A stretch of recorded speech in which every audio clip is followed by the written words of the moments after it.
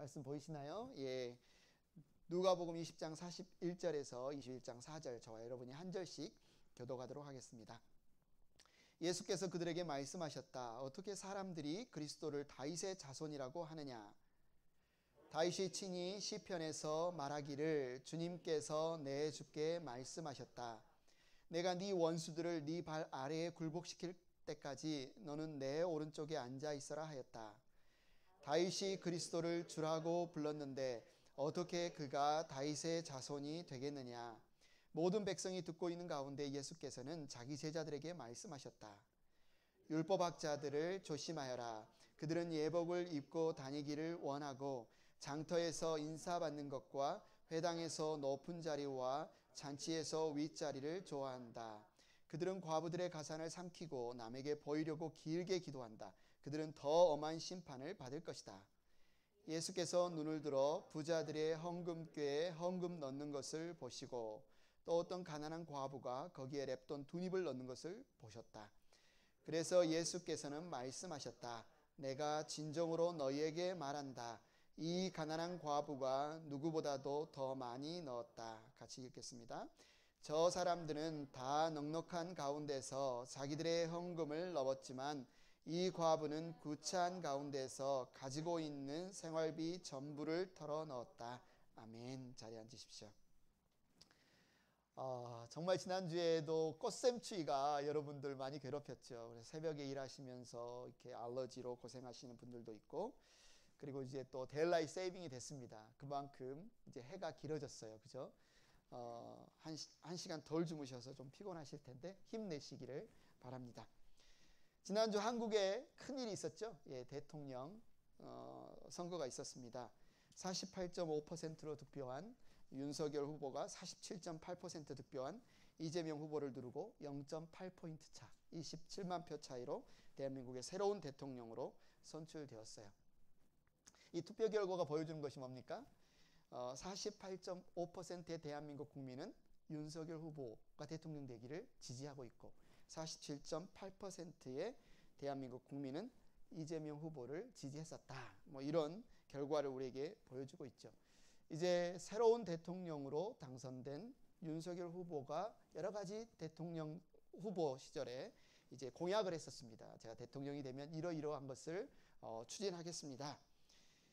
많은 국민들이 아마 정치인, 대통령이든 국회의원이든 뭐 정치인들에게 기대하는 바는 딱 한 가지겠죠.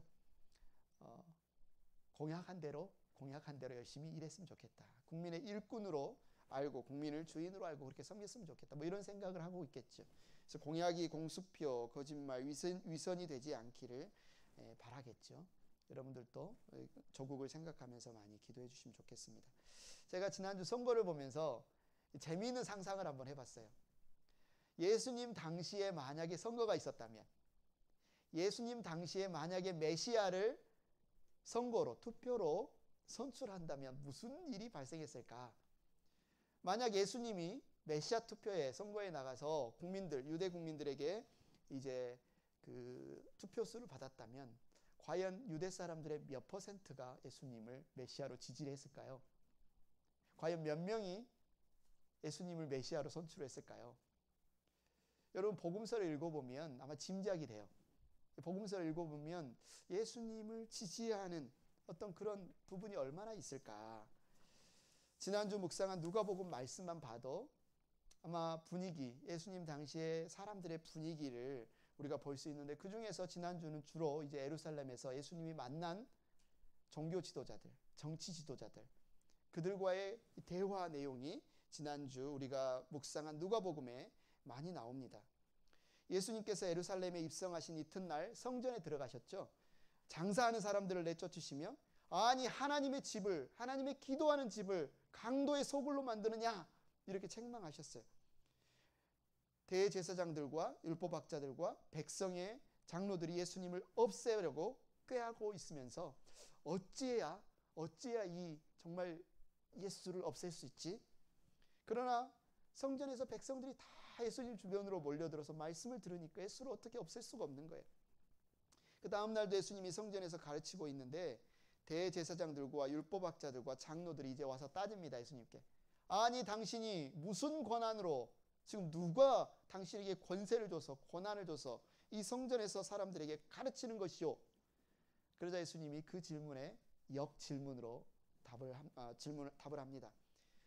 요한의 침례가 하늘에서 난 것이냐 사람에게서 난 것이냐, 너희가 이 질문에 답을 하면 나도 내가 무슨 권한으로 이 가르치는지 이야기를 하겠다. 바리새인들, 대제사장들, 율법학자들이 모여서 회의를 합니다.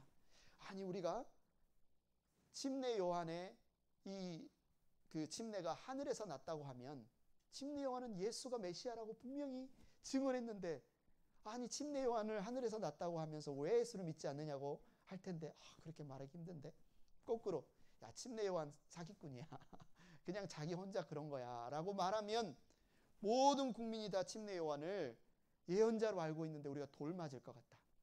이러지도 못하고 저러지도 못하고 어떻게 답을 못하는 거죠?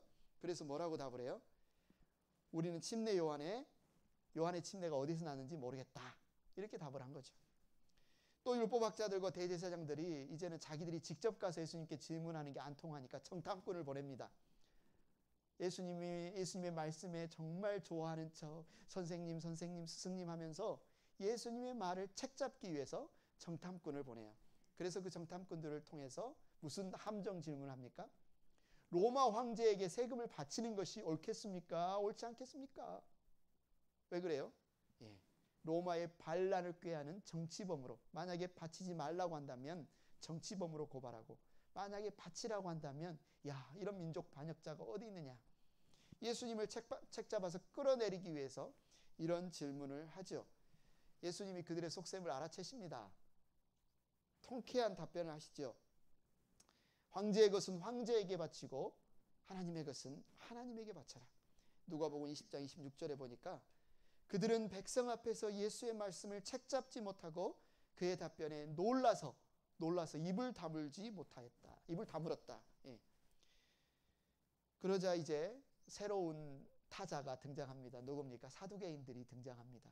우리가 한번 예수를 책잡아 보겠다. 우리가 한번 예수를 정말 끌어내려 보겠다. 부활이 없다고 믿는 사두개인들이 모세의 율법에 의하면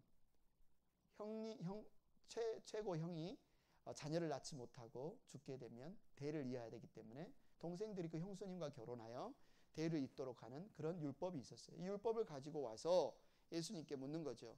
한 여자가 7 형제와 차례대로 결혼했을 때 부활하게 되면 이 여자는 누구의 아내가 되겠느냐, 이런 질문을 하게 됩니다.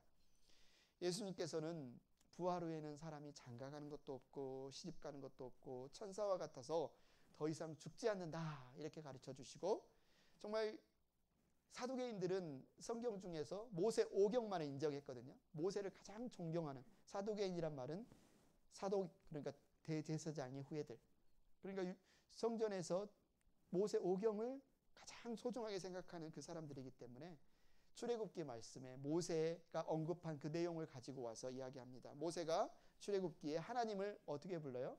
아브라함의 하나님, 이삭의 하나님, 야곱의 하나님. 모세는 하나님을 죽은 자의 하나님이라고 부른 것이 아니라 산 자의 하나님으로 불렀다. 하나님은 죽은 자의 하나님이 아니라 산 자의 하나님이다. 누가복음 20장 39절 40절에 보니까 이 말씀을 듣고서 율법학자 가운데 몇 사람이 말하였다. 선생님 옳은 말씀입니다. 그리고 이제 사두개인들은 감히 예수께 더 이상 질문하지 못했다. 몇 장면을 봤는데 이 종교 지도자들, 제사장들, 율법학자들, 사두개인들이 어떻게든 예수님께 곤란한 질문, 함정 질문을 던져서 예수님을 책잡아서 끌어내리려고 갖은 수를 쓰죠. 그런데 예수님이 하시는 말씀이 너무너무 기가 막히게 지혜롭고 정말 권위 있는 말씀으로 이들이 입을 열어서 더 이상 반박할 수 없는 그런 대답을 하십니다. 예수님의 말씀 앞에 당대의 최고의 신학자들, 정치가들, 지도자들이 입은 있으되 할 말은 없다. 유구무원이 되죠. 정말 인간의 말로 하나님을 한번 판결해 보려고, 인간의 말로 하나님의 아들을 한번 심판해 보려고 이들이 갖은 수를 썼지만 실패하고 말았습니다. 우리가 그것을 지금 지켜봤어요. 이제 인간이 어떻게 해야 되겠어요? 이제 우리가 어떻게 해야 되겠어요? 하나님의 아들 예수님의 말씀을 우리가 들을 때죠. 하나님의 아들 예수님의 판결을 우리가 들을 때죠. 우리가 귀 기울여서 들을 때이죠. 예수님이 지금 성전에서 가르치고 있습니다. 성전에서 가르치고 있는데 많은 사람들이 있습니다. 예수님을 어떻게든 책잡아서 끌어내리려는 대제사장들, 율법학자들, 바리새인들, 이런 종교 지도자들이 있어요. 또 한쪽에는 예수님을 메시아로 알고 따르는 제자들이 있어요. 그러나 이 제자들은 어떻게 생각해요? 예수님을 이스라엘의 메시아, 우리 이스라엘 왕국을 재건해서 우리에게 정말 권력을 주고 부를 주고 행복을 줄 수 있는 그런 이스라엘의 메시아로 생각하는 그런 제자들이 있어요. 그리고 성전이니까 예배를 드리러 온 수많은 사람들이 있어요. 예수님이 이 사람들에게, 이 모두에게 예수님이 말씀하세요. 무엇을 말씀하세요? 오늘 예수님이 하시는 말씀의 목적은 딱 한 가지예요. 너희가 메시아로 온, 그리스도로 온, 구주로 온 나를 올바로 알아야 된다. 올바로 그리스도가 어떤 분이신지, 우리의 구주가 어떤 분이신지, 하나님이 보내신 메시아가 어떤 분이신지 너희가 올바로 알고 올바로 믿고 올바로 따라야 된다. 이 목적을 가지고 예수님이 말씀하세요. 어쩌면 우리도 예수님은 우리 구주로서는 이런 분이면 좋겠다, 나에게 이런 분이면 좋겠다라고 생각한 우리 나름대로의 메시아상, 예수님상, 그리스도의 상이 있을 수 있어요. 그러나 오늘만큼은 내가 가지고 있었던 예수님은 이런 분이셔, 그리스도는 이런 분이셔, 이런 분이시기를 바래라고 생각하는 우리의 갈망을 내려놓고 예수님이 자신을 어떤 분으로 이야기하고 있고, 만약에 예수님이 그런 분이시라면 우리가 이제는 어떻게 신앙생활을 하고 어떻게 주님을 믿고 따라야 되는지 우리가 한번 보기를 원합니다.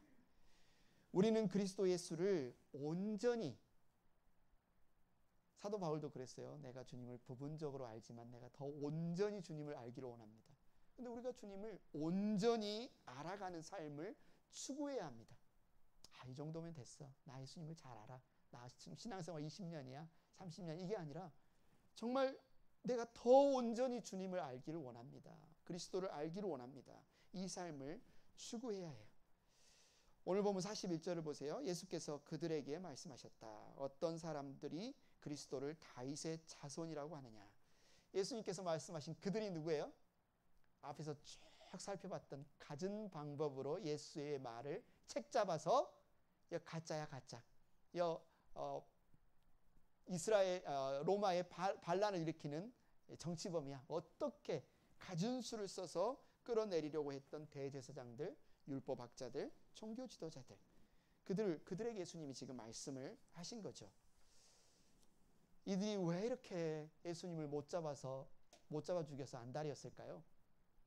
이들이 왜 이렇게 예수님의 말씀을 책잡아서 끌어내리려고 했을까요? 그들의 입장에서 보면 나름 이해가 되는 부분이 있어요. 어떤 부분이냐면, 먼저 대제사장들, 누굽니까? 예루살렘 성전을 중심으로 종교 권력을 가지고 있습니다. 사람들이 성전에서 하나님을 만나고 성전에서 하나님을 예배하기 때문에 성전 중심으로 유지되고 있던 자신의 종교 권력을 예수님이 막 깨뜨리려고 하는 것으로 생각이 되는 거예요.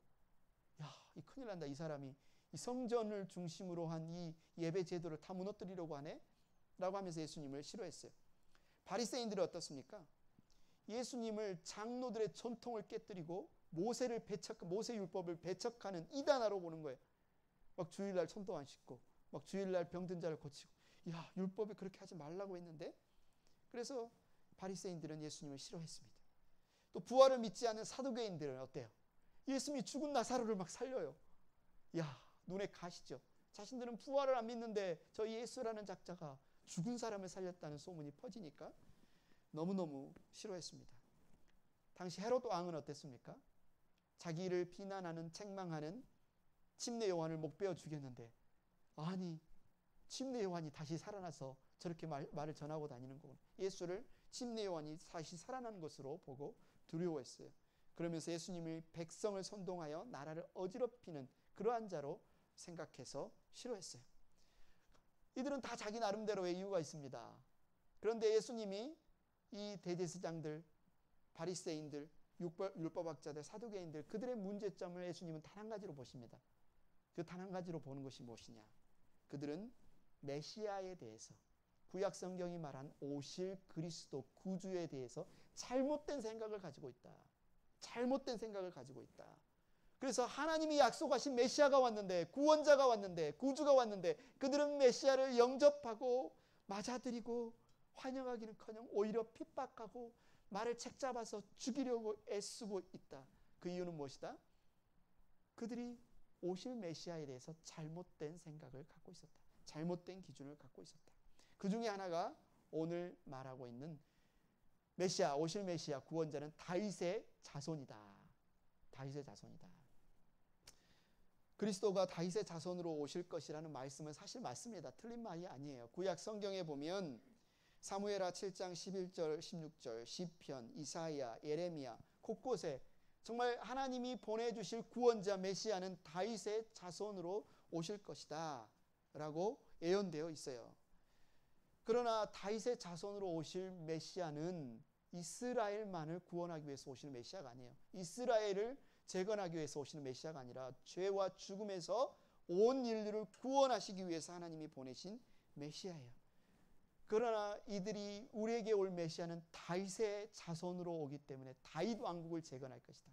우리를 괴롭히는 이방 나라에서 우리를 해방시켜서 다윗 왕국, 솔로몬 왕국과 같은 황금 시대를 열어줄 것이다. 이 생각에 꽉 잡혀 있는 거예요. 메시아는 이러이러해야 돼. 일단 로마와 싸워서 이기려면 싸움도 잘해야 되죠. 그리고 로마를 비판해야 될 거 아니에요. 그죠? 그런데 이런 자신들의 메시아관 기준에 예수님을 딱 대입해 보니까 예수님 맞아요, 안 맞아요? 하나도 안 맞는 거예요. 자신들이 기다리는 메시아가 아닙니다. 왜요? 예수님은 로마 정권에 대해서 비판하지 않아요. 심지어 로마 황제에게 세금을 바치라고 말해요. 그리고 성전에 오더니 아니 하나님의 성전을 왜 강도의 구렬로 만들었느냐라고 막 책망을 해요. 자신들은 열심히 메시아를 기다리며 하나님을 섬기고 있는 자신들을 예수님이 막 책망을 해요. 질타해요. 바리새인들에게는 이 위선자들아, 독사의 자식들아, 회칠한 무덤이다. 책망해요. 그들이 보기에 예수님은 자신들이 기다리던 메시아가 아니에요. 그래서 어떻게 합니까? 어떻게든 이 가짜 메시아 이를 책을 잡아서 죽이려고 예를 썼어요.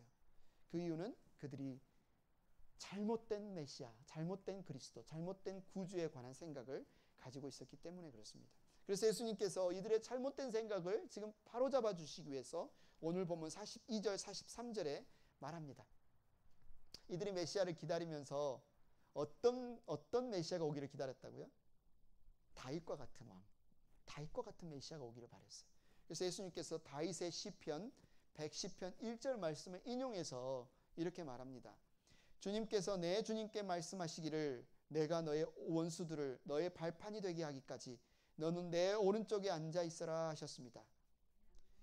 다윗이 주님께서 내 주님께 말씀하셨다라고 했는데 히브리 언어에 보면 앞에 주님께서는 여호와께서고 뒤에 주님께서는 아도니, 지금 오실 메시아인 그리스도를 가리키는 말입니다. 그러니까 예수님은 다윗이 여호와께서 오실 그리스도를 에게 하신 말씀을 이야기하면서 다윗이 그 그리스도를 뭐라고 부르고 있어요? 주님 이렇게 부르고 있는 것을 지금 상기시키는 거예요. 주님, 여호와 하나님께서 다윗의 주님이신 그리스도께 뭐라고 말씀하셨다고요? 내가 너의 원수들을 너의 발판이 되게 하기까지 너는 내 오른편에 앉아 있어라 라고 하셨습니다. 여기서 그러면 여호와께서 말씀하신 그 그리스도의 원수, 너의 원수라고 말한 그리스도의 원수는 누구를 가리킬까요? 그 원수는 누구를 가리킬까요? 바로 아담과 하와를 깨어서 하나님의 말씀을 거역하게 하고 범죄하게 한, 미혹하게 한 원수 사탄을 가리키죠. 그래서 이 사탄이 그리스도의 원수이고 이 사탄이 그리스도께 짓밟히게 되고 굴복하게 되고 결국은 그 발판이 되게 하실 것에 관한 말씀, 창세기 3장 15절에 하나님께서 이런 약속을 해주십니다. 내가 너로 여자와 원수가 되게 하고 너의 자손을 여자의 자손과 원수가 되게 하겠다. 여자의 자손은 너의 머리를 상하고 너는 여자의 자손의 발꿈치를 상하게 할 것이다. 뱀의 모습으로 온 사탄에게 하나님이 말씀하신 건데요. 바로 인류의 원수, 예수 그리스도의 원수, 여자의 후손으로 오신 예수 그리스도의 원수, 그 원수를 예수님께서 심판하시고 발판이 되게 하실 것. 그 약속의 말씀이 바로 시편 1절에 다시 보여주고 있는 거죠. 바로 이 약속, 이 말씀을 기대하면서 다윗은 뭐라고 이야기합니까? 그리스도를 내 주님, 그리스도는 내 주님이라고 부르고 있어요. 그런데 지금 바리새인들, 율법학자들, 종교 지도자들은 뭐라고 생각해요? 오실 메시아는 다윗의 후손이다. 이 생각만 갖고 있어요. 다윗은 오실 메시아는 나의 주님이다. 이렇게 선언했는데 이들은 여전히 오실 메시아는 다윗의 자손이다 라는 생각에만 사로잡혀 있었다는 거죠. 예수님께서 이 시편 110편 1절을 인용하신 목적이 무엇입니까? 오늘 보면 44절에 이렇게 말하죠. 다윗이 그리스도를 주라고 불렀는데 어떻게 그가 다윗의 자손이 되겠느냐. 아이러니하죠. 성경은 오실 메시아가 다윗의 자손이라고 말했는데 예수님이 오셔서 그가 다윗의 자손이 아니라 다윗의 주님이다 이렇게 지금 가르치고 있는 거죠. 다윗이 그리스도를 내 주님이라고 불렀는데 어떻게 그리스도가 다윗의 자손이 되겠느냐. 이 말은 예수님이 종교 지도자들의 영적인 무지를 깨우쳐 주시기 위한 것이에요. 그들이 오실 메시아는 오직 다윗의 자손이라는 생각에만 사로잡혀 있어서 예수님이 오셨는데, 메시아가 오셨는데 그를 영접하지 않고 환영하지 않고 핍박하고 죽이려고까지 하고 있는 그들을 지금 바로잡아 주려고 하는 것이죠. 이들은 한편만 본 거예요. 오실 메시아는 혈통적으로는 다윗의 후손으로 오겠지만 영적으로는, 본질적으로는 다윗의 주님으로 오실 것이다. 이 사실을 그들은 깨닫지 못했어요. 사도 바울이 로마에 있는 형제자매들에게 보낸 로마서 1장 3절 4절에 이 사실을 명확하게 잘 정리해서 우리에게 설명해 줍니다. 로마서 1장 3절 4절 우리 같은 한 목소리 한번 읽어보겠습니다. 시작. 그의 아들을 두고 하신 말씀입니다. 이 아들은 육신으로는 다윗의 후손으로 태어나셨으며 성령으로는 죽은 사람들 가운데서 부활하심으로 나타내신 권능으로 하나님의 아들로 확정해 되신 분입니다. 그는 곧 우리 주 예수 그리스도이십니다. 혈통으로는 맞습니다. 다윗의 후손으로 왔습니다. 그러나 거기에서 멈추면 안 됩니다. 그리스도는 성령으로 하나님의 아들로 오신 분이십니다. 행복한 교회 가족 여러분, 여러분 어떠십니까? 그리스도를 어떤 분으로 믿고 따르고 계십니까? 예수님을 어떤 메시아로, 어떤 그리스도로, 어떤 주님으로 믿고 따르느냐는 굉장히 중요한 문제죠. 오늘 본문에 바리새인들, 율법학자들, 당시의 유대인들은 예수님을 단순히 다윗의 후손으로만 알고 믿고 따랐어요. 그래서 그들이 그런 메시아에게 기대하는 것은 한정되었어요. 뭡니까? 정치적인 왕, 자신들을 박해하는, 핍박하는 로마에서 자신들을 자유케 하는 정치적인 왕, 그냥 자신들이 이 땅에 살아가는 동안 자신들에게 빵을 주고 자신들의 질병을 고쳐주고 귀신을 쫓아주는 그런 현세에 이 땅에서의 문제를 해결해주는 그 정도 수준의 왕으로만 예수님을 그들은 생각했어요. 그런데 막상 또 예수님이 오셔서 자신들의 그런 기대를 충족시켜주지 않자 어떻게 했습니까? 막 왕으로 삼아서 매일매일 빵을 먹고 싶은데 예수님이 그들의 요구를 들어주지 않아요. 피해버려요. 힘없이 잡혀가요. 그러니까 그들이 나중에 뭐라고 합니까? 등을 돌리고 십자가에 못 박으라. 십자가에 못 박으라. 죽여라. 죽여라. 예수님께 등을 돌리고 예수님께 실망합니다. 과연 예수님 당시에 사람들만 그러고 오늘날 우리들은 그렇지 않을까? 오늘날 우리들 이 세상의 사람들은 예수님을 어떤 메시아로 생각합니까? 한국만 봐도 예수님이 정치적인 메시아로 여겨졌던 때가 있었습니다. 한국에 군부 독재가 있었을 때 많은 진보주의 그리스도인들이 군부 타도를 외치며 예수 그리스도의 이름으로 정말 가난한 노동자들의 임금을 착취하고 열악한 환경에서 노예처럼 살아가는 이들을 위해서 예수 그리스도의 이름으로 그들이 운동을 시작했죠. 이들은 예수님을 해방의 아이콘, 해방의 메시아, 투쟁의 선봉의 선 모델로 생각하기도 했습니다. 그러다 한국의 경제가 부강해지자 이제 사람들이 예수님을 어떤 메시아로 믿기 시작합니까? 현실적인 복을 가져다주는, 나에게 빵을 주는, 나에게 돈을 주는, 나에게 성공을 주는 메시아로 여깁니다. 사람들이 교회 가면 부자 된대. 교회 가면 병났는데, 교회 가면 성공한대, 교회 가면 잘 된대, 이 세상에서 복받고 잘 살게 된다는 긍정적인 사고방식을 주는 메시아의 소문이 퍼져가고, 교회는 이런 사람들의 기대에 붕해서 세속주의적인 메시아를 전하고 선전하게 되죠. 현대인들에게 이 빵의 메시아, 경제적인 부를 가져다주는 메시아, 저와 여러분은 얼마나 이런 메시아관에서 자유롭습니까? 여러분이 생각하는 예수님은 어떤 분이십니까? 여러분은 예수님을 어떤 분으로 믿고 따르고 계십니까? 예수님은 우리에게 일용할 양식을 주시는 분이에요. 주기도문에 나오죠. 그죠? 그러나 예수님은 빵만을 주시기 위해 오신 메시아는 아닙니다. 예수님은 우리를 자유케 하시는 분이에요. 우리를 짓누르는 모든 짐에서 우리를 자유케 하시는 분이지만, 그러나 예수님은 우리를 정치적인 메시아로만 오신 분이 아닙니다. 그러나 오늘 본문의 사람들은 예수님은 그런 분이라고 딱 제한된 그 관점에서 보았기 때문에 자신의 생각에서 벗어난 메시아는 메시아가 아니다고 예수님을 배척했어요. 책 잡으려고 했어요. 죽이려고 했어요. 실망했어요. 등을 돌렸어요. 만약에 우리가 예수님을 이들처럼 알고 있다면, 우리의 좁은 생각으로만 예수님은 이런 분이셔야 돼라고 생각하고 있다면, 이들이 걸어간 길을 우리가 걸을 수도 있어요. 등을 돌릴 수도 있어요. 실망할 수도 있어요.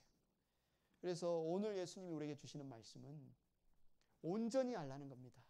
예수님이 어떤 분이신지, 하나님이 보내신 메시아가 나에게 어떤 분이신지 너희가 더 온전히 알기를, 더 깊이 알기를, 올바로 알기를 사모하고 구하라 라고 말씀하시는 거예요.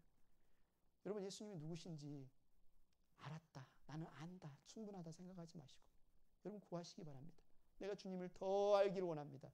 오늘 우리가 찬양했던 그 마지막 찬양처럼 내가 예수님을 더 알기를 원합니다. 내가 예수님 안에 거하기를 원합니다. 그런 여러분이 되기를 축원합니다. 이제 예수님을 구주로, 그리스도로 온전히 알고 만난 사람들의 삶이 어떠해야 할지 예수님이 이렇게 말씀하세요. 우리는 낮아지고 섬기는 삶을 추구해야 합니다. 오늘 본문 46절에 예수님이 제자들에게 다 듣고 있는데, 사람들이 다 듣고 있는데 제자들에게 이렇게 말해요. 율법학자들을 조심하여라. 그들은 예복, 긴 예복을 입고 다니기를 원하고 장터에서 인사받는 것과 회당에서 높은 자리에 앉는 것과 잔치에서 윗자리를 좋아한다. 여기서 예수님, 누가복음에서 예수님이 콕 찔러서 율법학자들을 조심해라 이렇게 말했지만, 마태복음 23장 2절에 보면 율법학자들과 바리새파 사람들을 조심해라 이렇게 말하고 있어요. 그러니까 여기서 율법학자는 딱 율법학자만 말하는 것이 아니라 당대의 모든 종교 지도자들을 대표해서 지금 율법학자들을 조심해라 이렇게 지금 말하고 계신 거죠. 율법학자들은 어떤 사람입니까? 성경을 필사해서 그 성경을 보관하고 또 그 성경을 해석하고 사람들에게 가르치고, 그래서 당대 유대인들은 굉장히 율법학자들을 존경했습니다. 선생으로, 심지어 아버지라고 부르고, 심지어 주인이라고, 마스터, 주라고도 불렀어요.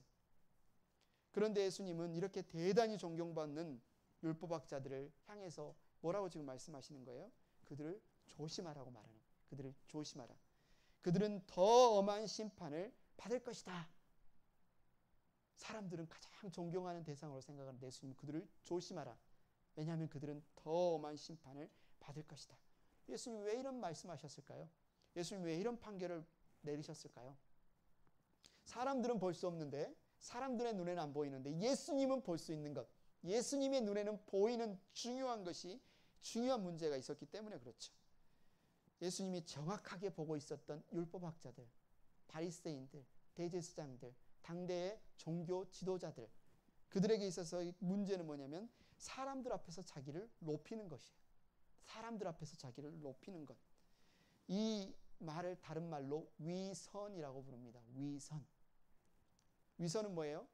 속은 진짜는 그렇지 않은데 겉은 번지르르하게 정말 그런 것처럼 밖을 꾸미는 것. 그것을 위선이라고 말합니다. 사람들은 안을 볼 수 없잖아요. 그 사람의 마음 속을 볼 수 없잖아요. 사람들은 겉만 보잖아요. 그러니까 사람은 겉을 보고 하나님은 중심을 보시는데, 사람들은 하나님이 중심을 보시는 하나님을 향해 지금 살아가는 것이 아니라 사람들이 자신을 어떻게 보는지에만 지금 집중하는 거예요. 사람들이 나를 어떻게 생각할지, 사람들의 평가를, 결론은 뭐예요? 사람들의 평가를 하나님의 평가보다 더 높이 생각해. 하나님이 나를 어떻게 보든지보다 사람들이 나를 알아주느냐, 사람들이 나를 어떻게 말하느냐가 더 중요한 것. 그것이 위선이고, 예수님은 그것이 아주 심각한 영적인 질병이고 문제라고 말하고 있는 거죠. 율법학자들의 문제는 위선하는 사람들이었어요. 하나님 앞에서 진짜 내가 어떤 사람인가에 신경 쓰기보다 사람들 앞에서 내가 어떻게 보여지는가를 중요하게 생각하는 그런 위선자들이었어요. 그들이 왜 위선자들이었는지 예수님께서 하나하나 목록을 들어서 설명하시는데, 첫째, 그들은 보통 평상복을 입고 다니는 것이 아니라 긴 예복을 입고 다닙니다.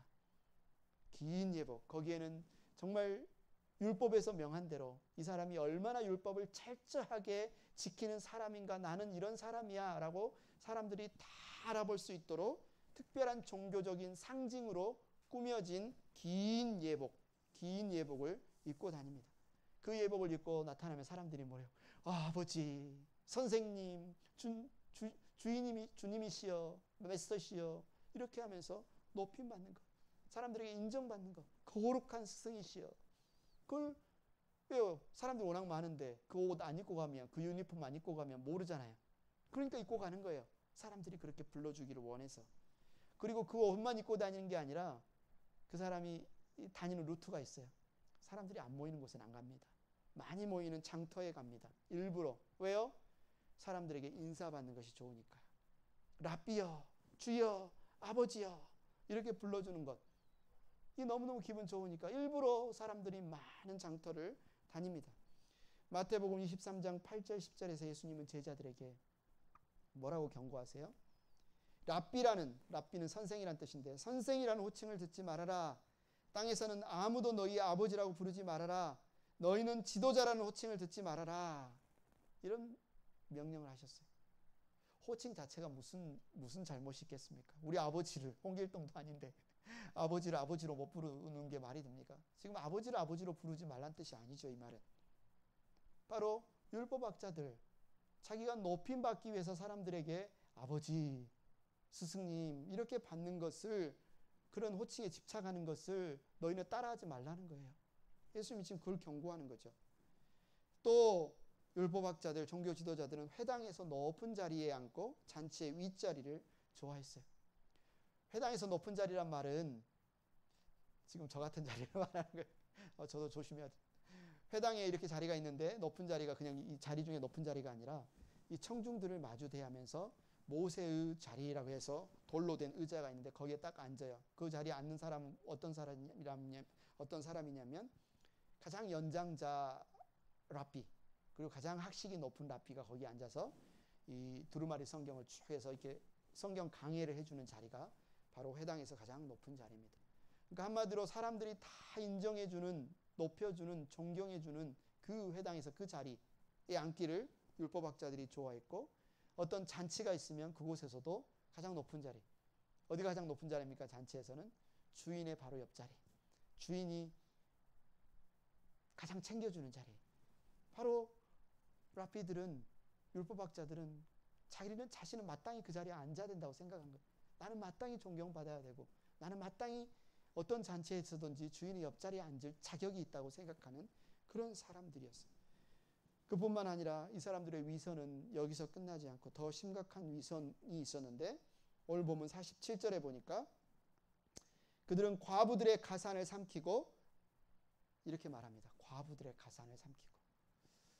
이들은 율법을 암송하고 율법의 말씀을 적고 사람들에게 가르치는, 어쩌면 율법 전문가들이었음에도 불구하고, 그러면 율법에서 과부들을 어떻게 대해야 하는지, 나그네와 과부와 고아를 어떻게 돌봐야 되는지 그 누구보다 가장 많이 듣고 들었을 뿐만 아니라 그렇게 살라고 백성들에게, 사람들에게 가르쳤던 그들이 실제적으로는 자신들의 권력을 이용해서 과부들의 재산을 빼앗았다는 거예요. 탈무드의 기록에 보면 당시에는 변호사가 없으니까 과부들이 이제 자신의 재산을 정당하게 관리받기 위해서 국선 변호사 개념으로 이런 율법학자들에게 그 절차들을 부탁을 했는데, 율법학자들이 그 자신의 어떤 그 자리, 변호사와 같은 지위를 이용해서 많은 비용을 청구한다든가 오히려 과부들의 재산을 빼앗는 그런 일들이 일어났다는 거예요. 그럼에도 불구하고 이들은 사람들 앞에서는 어떻게 해요? 길게 기도해요. 길게 기도해요. 여러분, 우리가 기도 길게 하면 나쁜 건 아니죠. 우리가 하나님과 오랫동안 데이트하는데 뭐가 나쁜 겁니까? 지금 길게 기도하는 것 자체를 뭐라고 하는 것이 아니라 이들은 기도를 어디서 길게 하냐면 회당이나 장터나 사람들이 없는 골방에서가 아니라 사람들이 많이 있는 곳에서 길게 기도해요. 왜요? 보라고. 내가 이런 사람이라고. 내가 이렇게 하나님 앞에 경건하게 기도하는 사람이라고. 내가 이렇게 하나님 앞에 거룩하게 기도하는 사람이라고. 이들은 지금 하나님께 기도하는 것이 아니라 사람들에게 보이려고 기도하는 겁니다.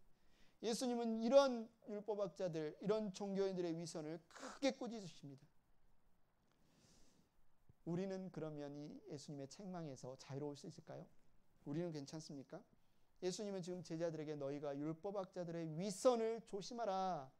위선을 조심하라. 어디를 가도 당연히 내가 높은 자리에 앉을 것으로 생각하고 어디를 가도 내가 대화의 중심이 되어야 한다고 생각하고 어디를 가도 결론은 내 말을 따라줘야 된다고 생각하고 어디를 가도 난 하나님의 말씀은 가르치지만 나는 못 지켜도 상관이 없다. 나는 안 지켜도 상관이 없다. 그렇게 생각하는 모든 태도가 바로 위선이다. 바로 위선이다. 여러분, 우리 모두는 이런 위선의 유혹과 싸우고 있습니다. 예수님이 지금 율법학자들만을 책망하신 것이겠어요? 제자들도 그 자리에 있는 모든 유대인들도 얼마든지 율법학자들의 위선에 빠질 수 있기 때문에 예수님이 조심하라고 말씀하신 겁니다. 사람들의 평가가 아니라 하나님의 말씀을 들어야 돼요. 사람들의 말에 좌지우지되는 것이 아니라 하나님의 말씀에 좌지우지되는 우리가 되어야 됩니다. 위선이란 하나님의 말씀보다 사람들의 말을 더 높이 두는 것이기 때문에 이거는 신앙생활에 있어서 굉장히 심각한 문제입니다. 세 번째로 우리는 믿음으로 가진 전부를 드리는 삶을 추구해야 합니다. 믿음으로 드리는 삶, 전부를 드리는 삶을 추구해야 됩니다. 바로 21장 1절에 예수께서 눈을 들어 부자들이 헌금궤에 헌금 넣는 것을 보시고 예수님께서 성전에서 말씀을 가르치고 계셨는데 그 옆에 헌금궤가 있는 그 옆자리였나 봐요. 부자들이 와서 이제 헌금을 냅니다. 그 그림에 보면 당시에 헌금함은 저런 이제 우리처럼 바구니가 아니라 나팔처럼 이렇게 돼 있어서 동전을 넣으면 동전이 떼그르르르 굴러가는 소리가 들리는 거예요. 헌금함 앞에 와서 부자들이 동전을 그냥 막 집어넣으면 떼그르르르 얼마나 동전 들어가는 소리가 요란했겠습니까? 그러면서 뭘 하는 거예요? 내가 이렇게 하나님께 헌금을 많이 낸다. 내가 지금 하나님께 지금 많이 드린다. 이걸 지금 부자들이 드러내는 거죠. 부자들이 많은 헌금을 드리는 동안 2절에 보면 또 다른 인물이 등장해서 헌금을 하는데 이렇게 말합니다. 어떤 과부가 거기에 랩돈 2닙을 넣는 것을 보셨다. 이 사람은 가난한 과부였다. 이렇게 말하고 있어요. 생계가 궁핍하고 빈곤한 사람. 어쩌면 최저 생계수단조차도 보장되지 않은 그런 사람. 그런데 그녀가 헌금함을 넣는데 예수님이 자세히 보셨나 봐요. 가까이 계셨나 봐요. 2랩돈을 헌금으로 넣었다. 이 2랩돈이 얼마일까요? 2랩돈. 2랩돈은 요즘 돈으로 하면 8불에서 10불 정도의 돈이에요. 8랩돈, 8랩돈 가지고 참새 2마리를 살 수 있어요. 당시에 성전에서 가장 가난한 사람들이 재물을 송아지나 뭐 양이나 이걸 염소를 살 수 없을 때 이 참새를 가지고 제사를 드렸는데 그 참새 2마리를 살 수 있는 돈이 8랩돈. 그럼 한 마리는 4랩돈을 줘야 그게 한 아사리온인데 이 참새를 살 수 있는데 2랩돈은 참새 한 마리도 사실 수 없는 그런 비용이죠. 이 비용을 이 돈을 헌금하는 이 과부를 예수님이 보신 거예요. 그 현장에 있었던 사람이라면 이 부자가 와서 땡그르 헌금하는 그 헌금을 보고 참 많이 헌금하네 생각했겠어요? 아니면 이 2랩돈 넣는 과부를 보고 참 많이 헌금하네 생각했겠어요? 당연히 부자가 많은 돈을 넣는 것을 많이 넣었다고 생각하겠죠. 그런데 예수님의 말씀을 들으십시오. 예수님의 판결을 들으십시오. 예수님의 평가를 들으십시오. 오늘 본문 3절 21장 3절에 예수께서 뭐라고 말씀하십니까? 내가 진정으로 너희에게 말한다. 이 가난한 과부가 누구보다 더 많이 넣었다. 이 가난한 과부가 누구보다 더 많이 넣었다. 누가 봐도 부자가 많이 넣었는데, 동전 소리도 들리는데, 근데 예수님은 정반대의 평가를 하십니다. 정반대의 말씀을 하셔요. 이 어떤 부자보다, 그 누구보다 이 과부가 많이 넣었다.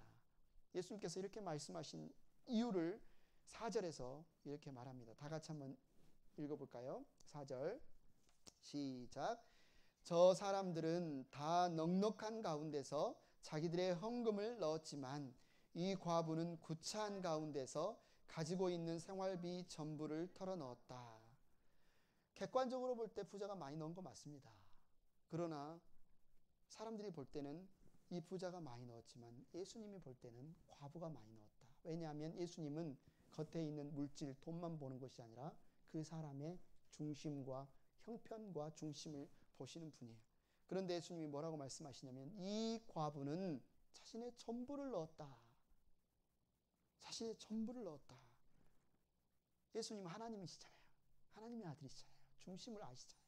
중심을 보니 이 여인은 그날 빵을 사거나 아니면 그날 먹을 이 생활비, 마실 물을 사고 마실 빵을 사야 될 그 돈 전부를 지금 헌금한 것을 예수님이 보신 거예요. 아무도 사람들은 보지 않죠. 그냥 돈만 보죠.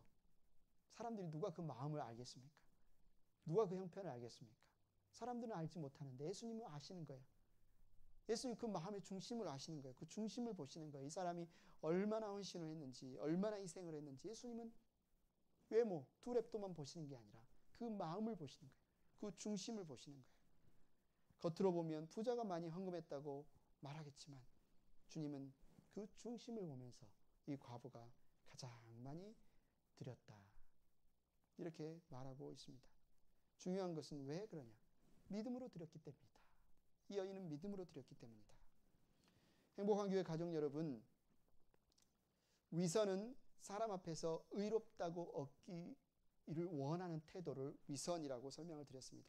사람들이 나를 높여줄 때, 나를 거룩하다고 말해줄 때 마치 내가 높아진 것처럼 내가 그런 사람인 것 같고, 참 신실하세요. 참 어떻게 그렇게 사실 수 있어요? 아우 참 성령 충만하세요. 참 믿음 좋으세요. 이러고 하면 그 말을 들을 때 내가 진짜 신실한 것 같고, 내가 진짜 성령 충만한 것 같고, 내가 진짜 믿음 좋은 것 같아서 그래. 이게 만족하는 거. 위선이라는 거예요. 사람이 아니라 누가 그렇게 우리를 봐줘야 돼요? 하나님이. 우리는 사람들은 그렇게 속일 수 있으나 하나님은 그렇게 속일 수 없다는 겁니다. 사람들 앞에서는 그런 척 할 수 있지만 하나님은 우리의 중심을 꿰뚫어 보시는 분이기 때문에 그럴싸하게 꾸미는 그런 수고가, 노력이, 열심이 하나님께는 아무런 의미가 없다는 겁니다. 그런데 이것이 우리에게는 기쁜 소식이에요. 이게 우리에게 복음입니다. 이게 우리를 기쁘게 하고 자유케 하는 복음이에요. 왜 그렇습니까? 예수님께서 우리가 어떤 모습일 때 우리를 찾아왔어요? 우리가 하나님의 원수였을 때, 우리가 하나님의 앞에 범죄한 죄인이었을 때, 우리가 더럽고 추악하고 악하고 이기적이고 남속이고 그럴싸하게 나를 위선하는 그런 위선자였을 때 예수님이 나를 찾아오셔서 나를 사랑하셔서 나를 위해 죽어주셨어요. 나의 더러움을 다 아시는데, 나의 추악함을 다 아시는데, 나의 부끄러움을 다 아시는데 우리가 그분 앞에 뭘 숨기겠습니까? 뭘 감추겠어요? 볼 거 다 보셨는데, 그런데도 나를 위해 죽으셨는데, 그런데도 나를 위해 피 흘리셨는데, 그러면서 나를 멀리하고 저리 가버려, 냄새나, 지저분해, 너 같은 인간하고 같이 있고 싶지 않아, 이런 것이 아니라 우리를 초청하시고 나와 함께 살자, 나와 함께 살자. 요한복음 1장 12절에 이렇게 초청하십니다. 예수님을 맞아들인 사람들, 곧 예수 그리스도 그 이름을 믿는 사람들에게는 하나님의 자녀가 되는 특권을 주셨다. 우리가 원수였는데, 우리가 죄인이었는데, 우리가 위선자였는데, 우리가 악한 자였는데, 더럽고 추악하고 냄새나는 그런 자였는데 예수님이 우리를 위해 죽으시고 우리를 품어주시고 우리를 초청해 주십니다. 예수님을 메시아로, 그리스도로, 구주로 맞아들인 사람들, 믿는 사람들에게는 하나님의 자녀가 되는 특권을 주신다고 약속하셨습니다. 누구든지 하나님이 보내신 이 메시아 예수, 그리스도 예수, 구주 예수를 믿는다면 그 피를 힘입어 하나님 아버지 앞에 담대히 나가게 될 것이다. 하나님 아버지 앞에 담대히 나가게 될 것이다. 히브리서 10장 19절 20절 말씀을 여러분 보십시오. 우리의 더럽고 추악하고 부끄러운 죄들을 예수님이 다 어떻게 하셨습니까? 그러므로 형제 자매 여러분, 우리는 예수의 피를 힘입어 담대하게 지성소에 들어가게 되었습니다. 예수께서는 휘장을 뚫고 우리에게 새로운 살 길을 열어주셨습니다. 그런데 그 휘장은 곧 그의 육체입니다. 그리고 우리에게는 하나님의 집을 다스리시는 위대한 제사장이 계십니다. 그러니 우리는 확고한 믿음을 가지고 참된 마음으로 하나님께 나아갑시다. 하나님께 나아갑시다. 하나님께 나아갑시다. 우리는 마음에다 예수의 피를 뿌려서 죄책감에서 벗어나고 맑은 물로 몸을 깨끗이 씻었습니다. 예수님을 구주로 믿는 자들은 더 이상 위선적인 삶을 살 필요가 없습니다. 악한 양심으로 겉과 속이 다른 우리를 감출 필요가 없습니다. 예수님을 구주로 믿는 사람은 사람들이 나를 의롭다고 말해주기를 간절히 바라면서 사람들의 눈치 보며 살 필요가 없습니다. 예수님을 구주로 믿는 사람들은 예수님의 피를 통하여 휘장을 뚫고 하나님 아버지 앞에 나아갈 특권을 얻은 사람들입니다. 예수님을 구주로 믿는 사람들은 우리의 모든 더럽고 추악하고 악하고 이기적인 모든 죄를 다 예수님의 피로 씻김받은 사람들입니다. 이제는 확고한 믿음을 가지고 맞아 담대하게 아버지 앞에 나아갈 수 있는 사람들이 예수님을 그리스도 구주 메시아로 믿는 사람들이에요. 예수님을 구주로 믿지 않는 사람은 이 세상의 기준을 따라 살 수밖에 없어요. 사람들의 말에 좌지우지 될 수밖에 없어요. 사람들의 평가에 우울하기도 하고 기분 좋기도 하고 그럴 수밖에 없어요. 그러나 예수님을 구주로 믿는 자들은 예수의 피를 힘입어 담대하게 아버지 앞에, 우리 주님 앞에 설 수 있는, 이미 판결을 받은 너희는 의롭다, 내 아들의 피로 의로운 자가 되었다, 이미 판결을 받은, 예수님의 말씀을 받은, 약속을 받은 자들임을 여러분 잊지 마시기 바랍니다. 사랑하는 행복한교회 가족 여러분, 기억해야 할 것이 있다면 예수의 피입니다. 예수 그리스도의 피, 여러분을 흘리신 그 피, 여러분의 모든 죄를 깨끗이 씻으신 그 피, 그분이 우리의 그리스도이십니다. 그분이 우리의 구주이십니다. 참된 마음으로, 확고한 믿음으로 주님 앞에 나아가시기 바랍니다. 이 세상의 어떤 말도, 어떤 사람들의 여러분에게 속삭이는 그 어떤 말도 여러분이 예수의 피를 힘입어 아버지 앞에 나아가는 것에 장애물이 되지 못하게 하십시오. 여러분의 귀는 예수님의 말씀에만 반응하시면 좋겠습니다. 예수님의 말씀을 기준으로 움직이시면 좋겠습니다. 사람들의 말에 의해 좌지우지되는 것이 아니라 예수님의 말씀, 그 진리로 자유로워지는 저와 여러분 되기를 축원합니다. 이 시간 함께 우리가 찬양하겠는데요, 주가 보이신 생명의 길, 나 주님과 함께 상한 마음을 드리며 주님 앞에 나아가리. 나의 의로움이 되신 주, 그 이름 예수, 나의 길이 되신 이름 예수. 우리가 함께 찬양하겠습니다.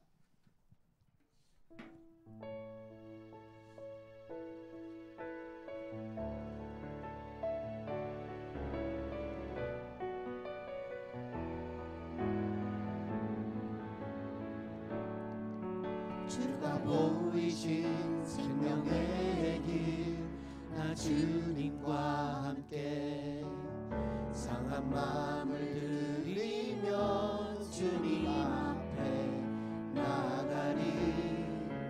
나의 의로움이 되신 주, 그 이름 예수, 나의 길이 되신 이름 예수.